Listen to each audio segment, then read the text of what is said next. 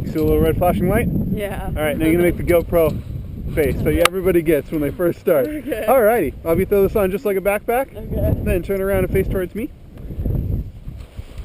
All right, so have you ever ridden a paraglider before? No. Just got caught up. Give me a second. There we go. All right, so there's a few legal things I got to go over first. Okay. The FAA doesn't directly regulate our sport. We fly underneath an ultralight exemption. This is a chest strap. It helps keep the shoulder straps in a nice comfortable position. I'll have you put those together. Okay. And if you slide it up a little bit, it's a nice, good spot for that. So part of that exemption with the FAA is everything we're flying with today has to be rated for two-person flight, tandem flight. Okay. And everything is, which includes your harness, my harness, the reserve parachute that I operate that's connected to both of us, but most importantly, the paraglider itself. This is a specially designed two-person paraglider. If it wasn't safe, I wouldn't be flying it. It's the end of the story there. All right, I'll be standing in front of me and face towards the ocean. So what's going to happen for the inflation process when we bring the paraglider up is the paraglider is going to pull you back away from the ocean. So we're going to start a smooth walk towards the ocean, then it's going to pull us back a good amount.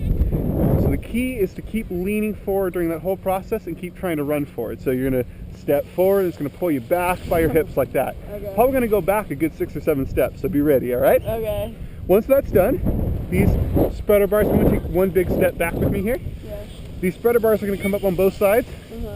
So what's going to happen is, well, the paraglider is going to start flying by itself because it's such a good day. It's a good sign. All right, so these spreader bars are going to come up on both sides. I'm going to do the left side, for example. You're going to put your arm through this space down here. Then you do your right arm, so do one arm at a time. But we'll just do the left side, for example. Oh, okay. Once you have both arms through, you can grab this webbing here. And grab the webbing on the other side as well. You Okay. push and sit. That's the easiest way to get inside the harness. Oh, okay. And I'll help remind you each step of the way, so no big deal. Alright. So go ahead and bring your arm back on out. All we got to do now is wait for a clear pattern to launch, which it looks like we have. So let's go ahead and start that walk towards the ocean. Get ready to get pulled back, but keep running forward, keep running forward with me. Keep running forward. Awesome job, there we go. Alrighty, so now you can go ahead and slip your arms behind those bars like I was telling you, one arm at a time. There we go, there we go. And you go ahead and grab that webbing and sit. Okay. If you push against it and really scoot your butt back, it's a lot more comfortable. Okay. There we go. Tandem launching north! Launching north, RC! Alrighty. Wow. And we're off and flying.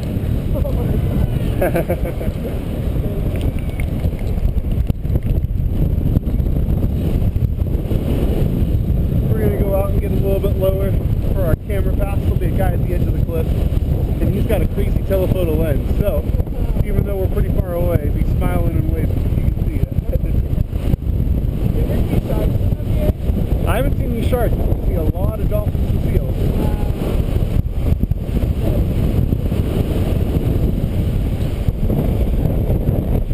Right? Yep, yep. Oh my god. Alrighty. So there's that gentleman in the red jacket on top of the cliff. He's the one we're aiming for to smile at. Flying through, RC! Alrighty. So get smiling now.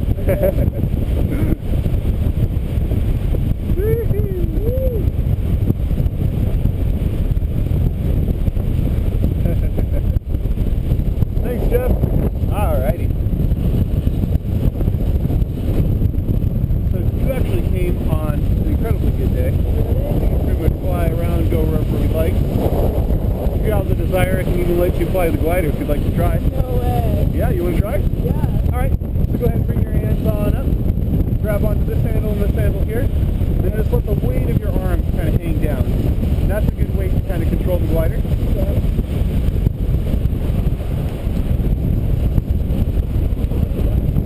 So we're kind of drifting a little bit to the left. We'll do a little bit of a pull on our right brake and lean a little bit to the right. Perfect. You can let that pressure off. And that's basically how you make minor adjustments. When we get up to the other cliff side, I'll teach you how to make a nice good 180.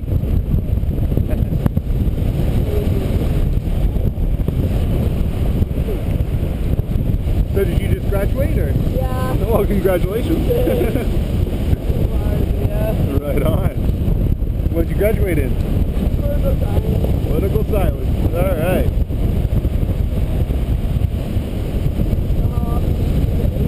I try to get out of here, you know, roughly 4 or 5 days a week. I do have my day job. I'm a contractor. We'll go to the right of these guys. So go ahead and pull on the right brake a little bit. Perfect. We'll go out and around them. You pretty much pass like you just would in a car on the right. And then we can go in and get a little bit closer to that parking split. Because the edge is where we actually get our lift.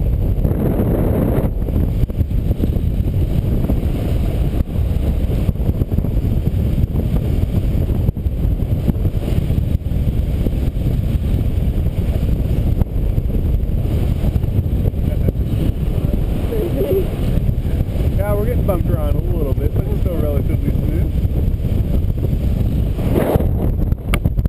Alright, so the airspace looks nice and clear behind us. What we're going to do for our left turn is we're going to initially, actually we're going to go to the right, sorry. Lean to the right first, then we're going to go ahead and pull the brake down about 8 inches. Go ahead and pull, pull, pull. Pull, pull, pull, even more. There we go.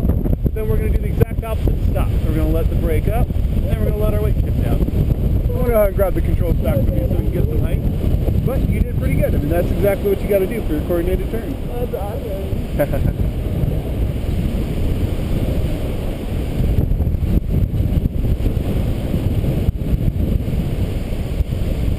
So now that you've graduated, what are your plans? I have a job here. Right on, in San Diego? Yeah, so I'll be moving actually. Cool. Where are you working at? Company called ComNexus. ComNexus. Alrighty. Are you from San Diego or just moved here for school? I went to school. I'm from Northern California. Oh, whereabouts? Davis. Alright. Right on. Where are you from? San Diego, born and raised, but I did go to Cal Poly in Slow Town, San Luis Obispo for college. Did you like it? Oh, I loved it there. And an incredible area too. So many fun things to do. Yeah. Is that where you learned how to? No, actually I learned how to do this started when I was 3, technically. No way. Yeah, flying with my dad. He's a hang glider pilot. Wow. Got pretty proficient in hang gliders and switched to paragliders relatively recently, but I've been flying on my own at least for about 12 years now, so a lot of fun. I really enjoy the free flight where you're just using the power of the wind to stay aloft, you know, no engine or anything, nice and quiet. Plus this versus hang gliding. Hang gliding is where you kind of have the rigid structure and the triangle underneath you lay down, if you've seen those. Those are a lot of fun and they're actually quite a bit faster and have higher performance. Really? But to get, as far as the tandem flight, to get you to launch in one, it takes about 10 minutes of ground school and it's a little bit more complicated. Yeah. The conditions you can fly in are pretty tight and small. Yeah.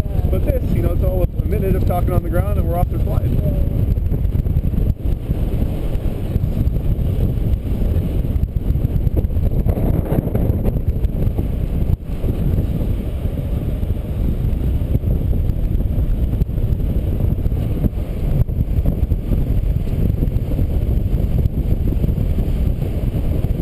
The next question I usually ask for the ride is, are you a fan of roller coasters or not so much? You are? Alright. I like that answer. Why? What are we going to do? We can do a couple things. Okay. The first thing, we'll kind of build progressively, start off a little bit more mild.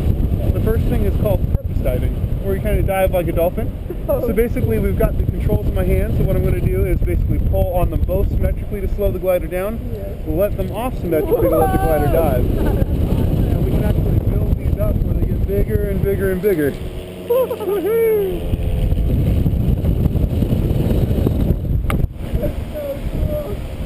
Alright, at the bottom of this one, I can use a little bit of your help. Lean to the right as hard as you can.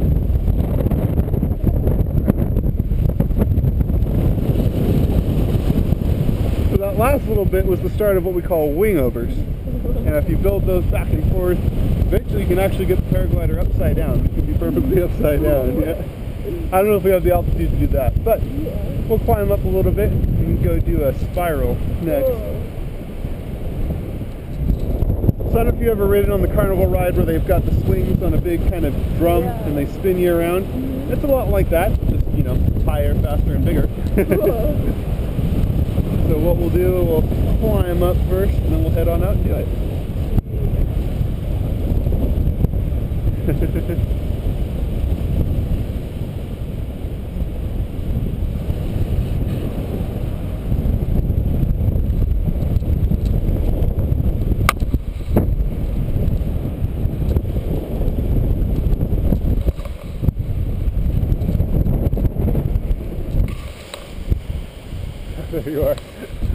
that other paraglider go? I was looking around for him. I don't know if he fell around, but like, hold on a minute.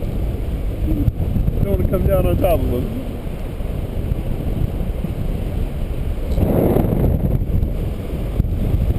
Alrighty. So for this one, I'm just going to have you lean one direction. It looks like the best direction would be right. Okay. So let's just lean to our right. Put all your weight on that right butt cheek. And we're going to start swinging around it. You're going to feel the weight pick up on the harness quite a bit.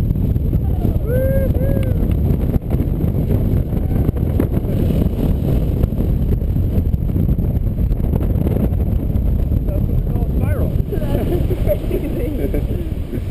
That's the fastest way to get down if you need to. Wow. That's so cool. My favorite trick is probably, I can't do it in a tandem, it's called the infinite tumble. And what it is, if you're imagining a swing set, it's like going all the way over on the swing set but backwards. Wow. Or the other way to kind of visualize it would be like jumping rope with the paraglider. Oh my god. So basically, it's right above us right now. Yeah. It would come down below us, No way. behind us, and then back over and all around. Wow. That's a pretty intense maneuver though. At the bottom of it, you're pulling 9 Gs, which is 9 times your body weight. So I weigh 200 pounds. At the bottom of that maneuver, I weigh 1,800 pounds.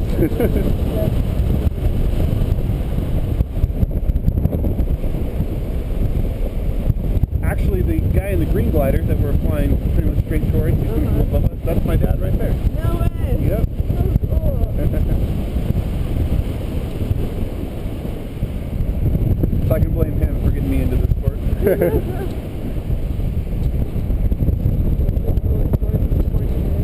Oh, it's incredible. So much fun.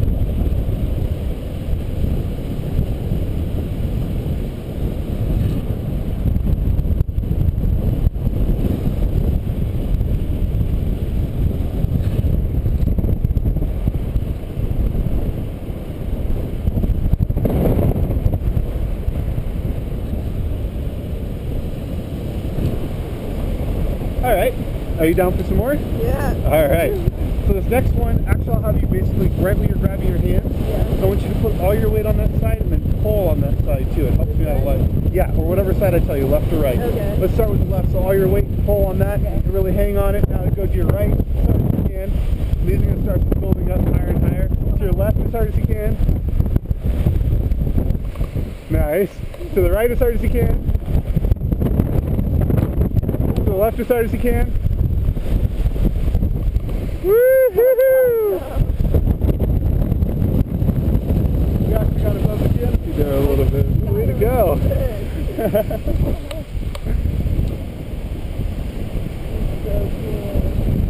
Well, I'm down. I had or fun that I had a down faster to distract myself. So most people are like, no bigger. I'm done. No way. I think it's awesome.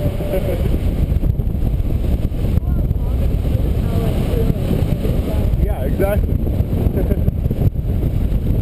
Yeah, if we really wanted to be calm, I can actually slow us down here a good bit. And we're just kind of hot air ballooning around. Yeah.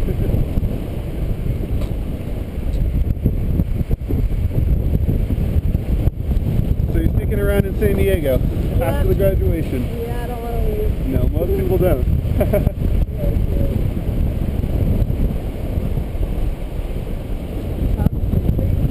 I know. That's the really sad part is you never see them used. Yeah. If I had that house, I'd be throwing a huge pool party every day. Go hang out. Yeah. This house here has just got this like crazy pavilion out on the corner. Yeah. And then we got some exotic birds and the big netting back there. It's insane. I don't know any of the owners of any of the house except for this one. This one's the owner of Ralph's, the chain of grocery stores. He's pretty well off.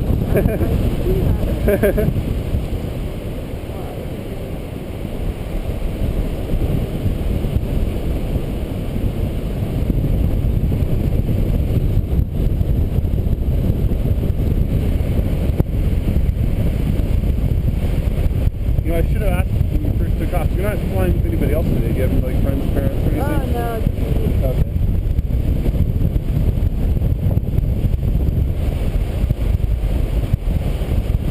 No, none of your family was willing to try it with you? No, they're scared. Win. Wins.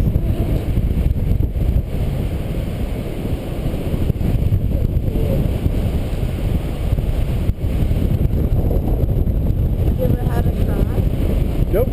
I have crashed in a hang glider once, Really? but that was 100% my own fault. I was pretty early on in my career and decided to go to fly a site with a bunch of paraglider pilots, which are, really different aircraft. So their launch was not suited for a hang glider, and I paid the price. So I crashed at launch and ended up breaking my arm. But it's one of those. It wasn't the equipment. It was 100% pilot error. I shouldn't have been there. So Yeah. learned that lesson the hard way. Yeah. But when we're flying tandem, we have much more stringent rules that we fly by. It's obviously somebody else's life in your hands. Got to be 100% every time, totally safe. So. I'm seeing sharks down there. I'm sure they'll little harm the sharks. Yeah, they're probably.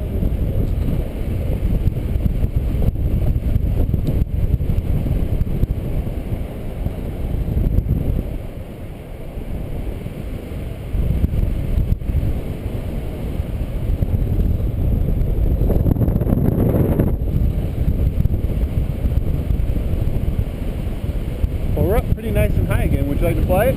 Okay. All right, go ahead and put your hands back on. You had a pretty good feel for it already. So let's keep going basically all the way up to that cliff and hang out over there for a bit.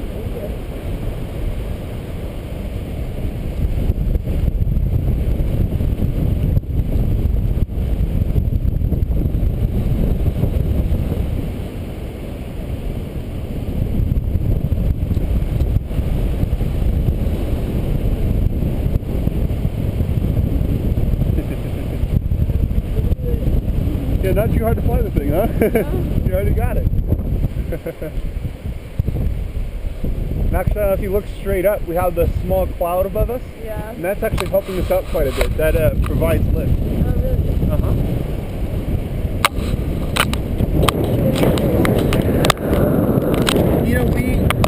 The absolute minimum we need is about 8 miles an hour.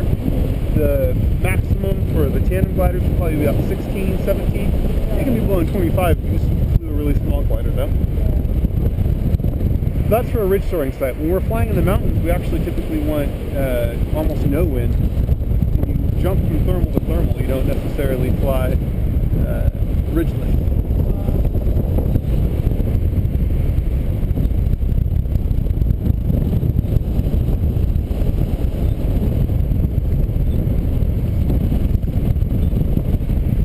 So as we approach the sky, you basically pass on the right just like you would in a car. But we don't want to go too far back to the right.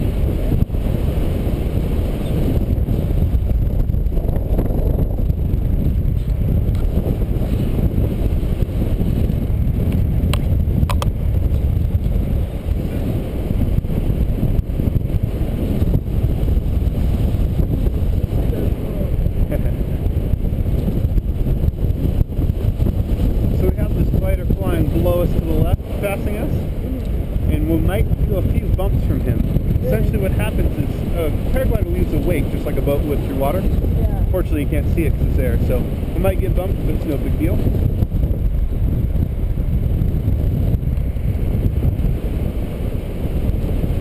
I'll grab the controls back on from you. Perfect. But you did awesome.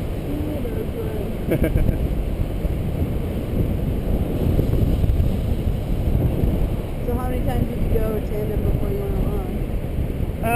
I don't think I went tandem before I flew by myself. What? So what they actually do is you start off by flying it on the ground. It's a technique called kiting. Oh. And it's actually more difficult to fly the glider on the ground than it is in the air. Huh. Basically, if you were to think about it, it's standing up straight on the ground versus hanging from a rope. If it's standing right there on the ground and wants to fall over to one side, you kind of have to balance it to keep it up. Suppose when we're flying in the air, it's like it's hanging from the top of it and it auto-centers. So I just take my hands off the controls and the paraglider flies itself. There's actually been a couple cases where guys didn't hook into their harness, so they'll inflate the glider and then it'll just rise off of them because they weren't hooked in. And then it flies by itself for a half hour, thermaling around, doing it all by itself.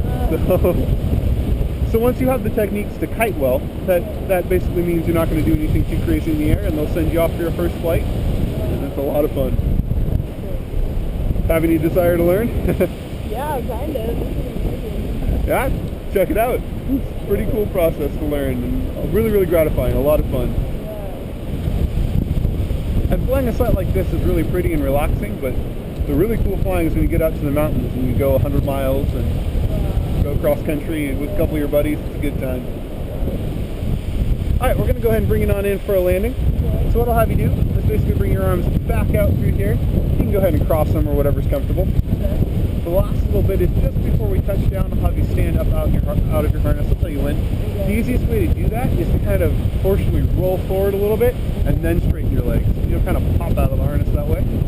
But if you don't make it out of the harness, you land directly on your butt, no big deal. There's about 15 centimeters of padding under there. It's really nice and comfy. So Okay. there's actually times where we can't get high enough to stand on our feet, so we'll just slide in on our butts. It's no big deal.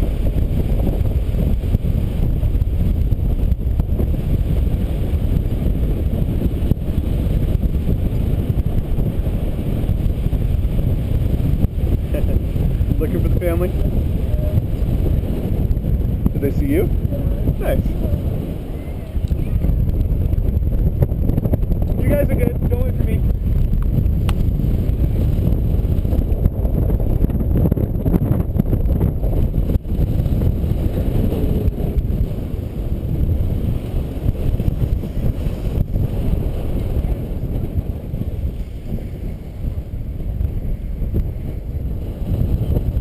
Alrighty, so go ahead and roll forward out on the harness. Take about 2 or 3 steps forward with me. Perfect job. Alright, so the next step is bringing the glider down. What I'm going to have you do is turn to your right, not quite yet, but when I tell you to, then we're going to walk uphill. Actually turn to your left. We're going to change that up. And walk uphill with the glider. Perfect job. And done. Doesn't get much better than that. Alright, so I'm going to unhook your right side. You want to turn to your left. Unhook your left side. Then turn and face me and I'll get you out of your harness. You want to do the chest strap, just like a backpack strap. Perfect. And you flew. I flew. And the helmet's just a little, yeah, push strap there. Well, congratulations again. Yeah, thanks for taking me. Of course. Hopefully I'll see you back learning eventually. Yeah, probably.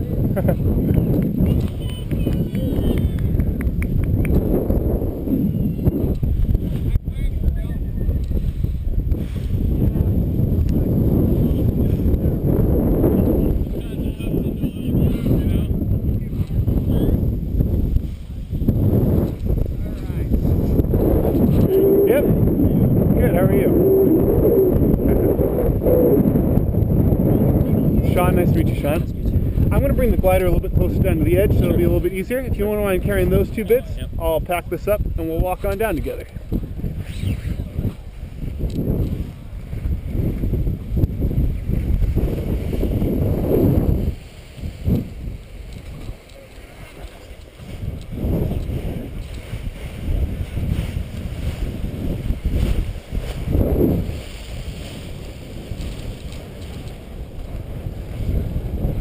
So Sean, correct? Yes.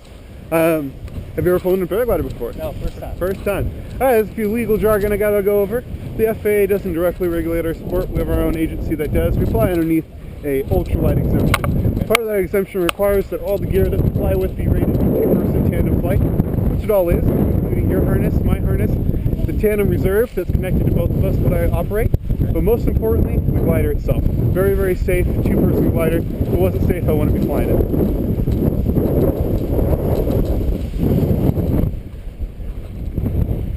So, the last little bit is that this is technically an instructional tandem. We'll be able to talk in the air. It'll be pretty easy to communicate, so you can ask questions about paragliding. We can learn a little bit about it. It's a good time. Alrighty, we'll get you all hooked into your harness. Basically put on just like a backpack and then turn around and face me. Get your helmet all hooked in. Fold it up, that's why. There we go. Bet you were looking for the strap, like, oh, how does this work? So, what's going to happen for the, I'll have you do the chest strap here. That's not for safety, but for comfort. And if you slide it up a bit, it keeps the shoulder straps in a nice, comfortable position. Then the last bit is have you stand in front of me and turn around, face towards the ocean. Put your arms out in front of you for a second. So what's going to happen for the inflation process, I'm going to have you start a run towards the ocean. And when that happens, the glider is going to start inflating behind us. So you're probably going to make it about a step or two forward. That's going to pull you back 6 or 7 steps. Okay.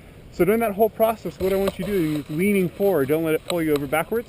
And keep trying to pull against it, resist against it. Okay. So that means you're running in place or trying to run forward but actually going backwards. Just keep that forward resistance going. Right. Once the glider's up and overhead, we'll stop here for a minute. And these spreader bars are going to come up on both sides. I'm just going to do the left side, for example. So this bar is going to feel pretty much pushing up against you right here. Okay. If you turn to your left and look, what I want you to do is put your arm one at a time, one through here. Okay. Go ahead and put it through. Then you do your right arm as well. Got it. Once both arms are through, you can grab this webbing on both sides. Okay. Push against it and sit. That's the easiest way to get in the harness. Got it. And I'll remind you and tell you everything as we do it. No big deal. Got it. Okay. Bring your arm back on out. The only thing we got to do now is wait for a clear moment of airspace, and then we'll be off and flying. So how long have you been doing this? About 12 years now. 12 years, wow. It looks like we got that opportunity now. So let's start that walk towards the ocean. You're ready to get pulled back. Awesome job, Sean. That was nice, good step back. All right, you can go ahead and slip your arms back in those areas one at a time. There's one. There's one. If you grab onto that webbing and take a nice good sit. Yep. Perfect. If you really push against the webbing and kind of scoot your butt back, it gets pretty comfortable. There we go. All right, tandem launching north, RC. Did you order pictures by chance? No. Oh, okay. So I don't have to worry about that. And we're off and we're flying. So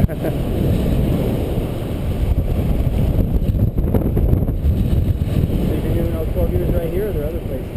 Other places. I actually came from the world of hang gliding, which is the rigid wing. One odd-looking glider back there, yeah. Which is an awesome sport. Loved it. I've been doing that pretty much my entire life. My dad was a hang glider pilot before I was born. And yep, here in San Diego. Okay. Did a lot of my flying here, some flying out in Florida. But when I switched to paragliding, I still do both. But when I started paragliding, it opened up a lot of different avenues for flight. Simply because that is a 20 feet long, 75 pounds package when it's all folded up. So you have to have a special truck. You can't fly it in an airplane anymore. They used to have ways that we could fly in, but now you can't take it on a commercial jetliner or anything like that. As opposed to a paraglider, which packs up into a 30-pound backpack that you can check on a plane. So with paragliding, we've opened up the world of travel for me. I've been to Peru and Colombia, Turkey. Just got back from a trip to Italy and Austria. It was incredible. Really? Oh, so much fun. Especially with the group you get to travel with paragliding. They're all pretty free-loving, fun-loving pilots. Yeah, I and imagine so. go try new things. And as far as experiencing a country, I mean, like Colombia, we were out in a small town, Roldanillo, something you never travel to if you're just doing touristy things. And then we fly off from the top of a mountain. We made about a 100-mile cross-country flight. Really? And land in the back of some farmer's yard. And then you get to really meet somebody completely genuine. And, you know, as far as the talking topic, it's paragliding is a pretty interesting one. People will come up and talk to you about it. So you're really going to meet interesting people. Totally fun. I'm impressed at how well we can maintain altitude. Yeah, so right now the way we're able to maintain altitude, because we don't have any power, you know, we're just gliding. So if there was no wind, we'd be coming down to about 150 feet a minute, plus about 300 feet tall. So it'd take us about 2 minutes just to glide very slowly down to the beach. But fortunate for us, we do have wind. That wind's coming off the ocean and hits this cliff. It has nowhere to go but up. It'd be like if you threw a rock in the middle of a river and it's flowing up and over it. You have that upgoing water that's flowing up and over, and you can ride that air. So, in all the other places we've been, is it a similar setup where it's on a coast like this? We have flown a couple coastal sites, but this is a very special site. And any coastal site really is. Ridge lift like this is pretty rare, because you have to have a large body of water in front of it. And that large body of water heats and cools uniformly, which means that thermals don't generate. Thermals are the second way we stay up. And a thermal is basically where the sun heats the ground. An uneven part of the ground gets hotter than the rest. And that hot air around that hot object heats off and thermals up. It turns into this column of rising air. If you've ever seen a dust devil, that's a relatively large thermal. But yeah, we actually just flew through one right there. I don't know if you felt those bumps as we kind of bumped around a little bit. But we we have very, very light thermals here because it's a coastal site. We have this large body of water upwind of us.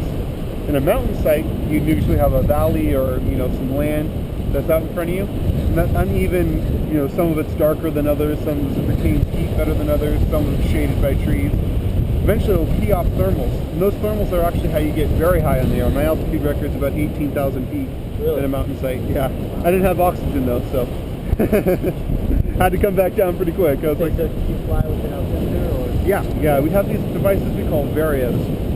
It has an altimeter in it and GPS in it for direction and wind speed and things like that. But its biggest feature is it actually beeps. I have one on the back of my helmet here, I can turn it on. This is just the beeping only kind. But what you'll hear it do is as we hit an area of lift, right here, it's beeping as we go up. And it'll beep faster and more voraciously if we go up faster. And also there'll be a sync alarm if we're going down. And this is what's really key, because when you're finding a thermal like we are right now, we're in one, you feel it picking us up a little bit, and we're far enough away from the cliff, we're not getting the ridge lift anymore, so this is thermal that's providing our lift. Here, it's not really necessary to have a Vario, because we can see from just the cliff our altitude gain or loss, but, you know, gaining 200 feet or losing 200 feet at 18,000 feet, you can't tell. The ground's still really far away, Right. so you need a device to tell you whether you're going up or down. So, with that 100-mile trip, is that the longest you've been in the air? Yeah, I'd say my Colombia trip was probably my record, but I've had a couple that have come close. I had a really good one in Peru. Most of the time, though, we'll leave the hotel, drive to the top of a mountain, and then I'll try to make it back to the hotel so I don't have to hitchhike back. I like doing that. Yeah, So. that's a good deal. So how long did that 100 miles take you? That was about a 5-hour flight. You gotta bring food, water up here while you're... Yeah, I usually bring a snack and have a camel pack on so you can drink a little bit. Some guys wear catheters so they can pee. They don't have to stop to pee. Yep. So along the route, if you have to sit down, Unfortunately, if you don't have a launch, you're not going to get back up. I have to blow my whistle here just real quick.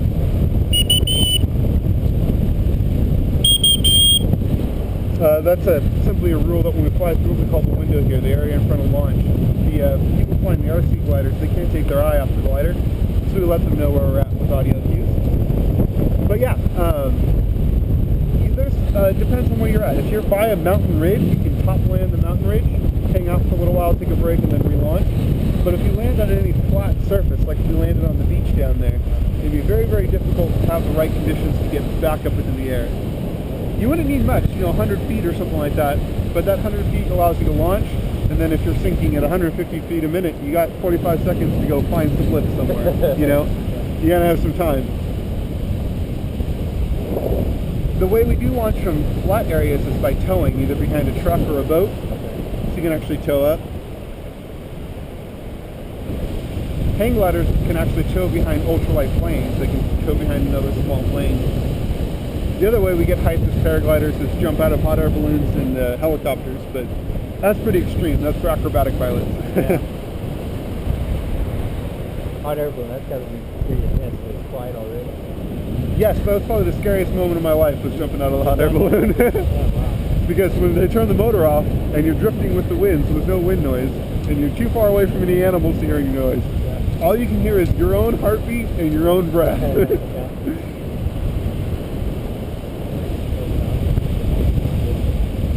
Also, launching from a hot air balloon with the paraglider is kind of different. We don't pack it away in a backpack or anything like that like a skydiver would. Yeah. We just basically take the entire paraglider and hang it off to the side. Throw it out. Yeah, so it's just draping below you, and then you jump out and over it. Definitely want to clear it, get back by it, and then as you fall past it, it'll inflate up. But